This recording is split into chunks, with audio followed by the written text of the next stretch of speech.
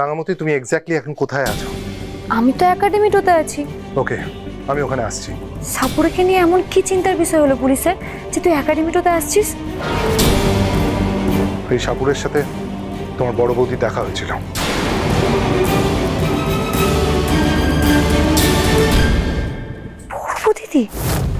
পর্ব দিদি সাপুরের সঙ্গে দেখা করে কি করেছে? তুমি একাডেমিতে আছো তো, তুমি ওখানেই থাকো। আমি ওখানে এসে তোমায় সবটা বলছি। আমি এক্ষুনি আসছি।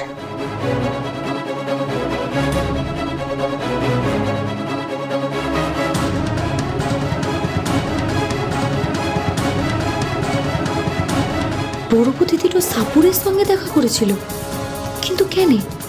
আর পুলিশেরই বা সেটা জানলো কি করে? সাপুরের সঙ্গে দেখা করে কি করতে চাইছে বড় দিদিটো? সত্যজিৎ বাবু কি এমন খবর দিল যে রাঙার মুখটা কেমন যেন হয়ে গেল? কিছু একটা নিয়ে যেন ভাবছে মনে হচ্ছে।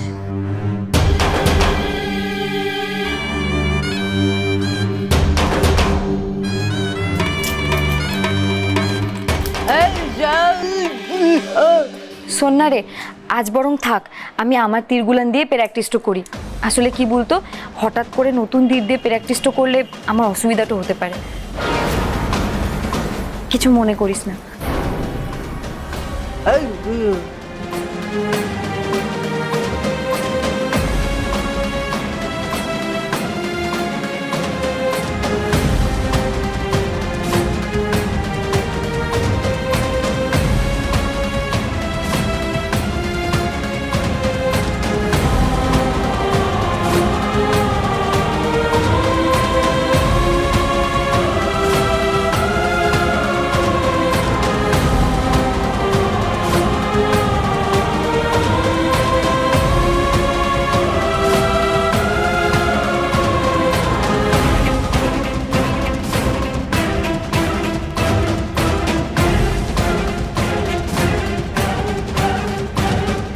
সত্যজিৎ বাবু বলছেন স্টেশনের বাইরে সিসিটিভি ক্যামেরায় বৌদিকে দেখা গেছে, তাই তো? এবার আমার প্রশ্ন, তারপরে বৌদি কোথায় গেল? গেলে রাস্তা দিয়ে যাবে। এখন প্রত্যেকটা রাস্তায় প্রত্যেকটা সিগন্যালে সিসিটিভি থাকে। পুলিশ আসলে সিসিটিভি ফুটেজ ভালো করে খোঁজেনি, খুঁজলেই বৌদির খোঁজ পেত। হ্যাঁ, তা তো ঠিকই।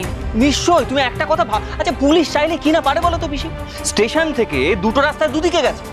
বৌদি যেদিকেই যা সেই রাস্তায় তো সিসিটিভি আছে, আমরা জানি সেটা। বৌদি তো উড়ে যাবে না, তাহলে কোথায় গেল? কিন্তু ধর, যদি ও কোনো গাড়িতে উঠে ওই স্টেশন থেকে চলে গিয়ে থাকে, তাহলে তো সেটা সিসিটিভি রিভিউ করে লাভ নেই, তাই না? তাই তো, তাহলে তো ধরা পড়ার কথাই নয়। কি বলছিস কি তুই? আরে যদি গাড়িতে ওঠে তারও তো একটা ফুটেজ থাকবে। পুলিশ কি বলেছে সেরকম করে ফুটেজের কথা? বলেছে তোমাকে? বল না।